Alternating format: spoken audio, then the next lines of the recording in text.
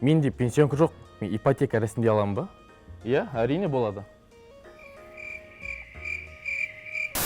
Сәлем достар, бұл артық сөзсіз айдары. Сіздермен бірге мен, Мерей.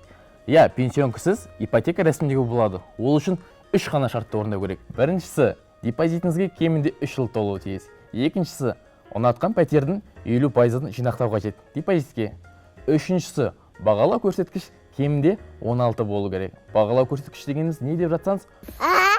Қарапайым тілмен айтқанда, ОП туралы толық видео сілтеме бойынша өтіп көрсеңіз болады. Егер 3 шартты толық орындасаңыз, 5%-бен ипотека рәсімдей аласыз. Бұның бәрі пенсионкасыз, уайымдамаңыздар. Nice.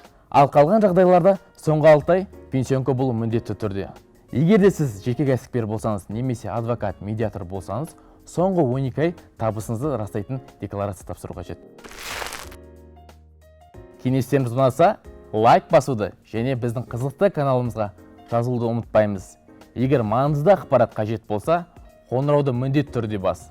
Кездескенше достар.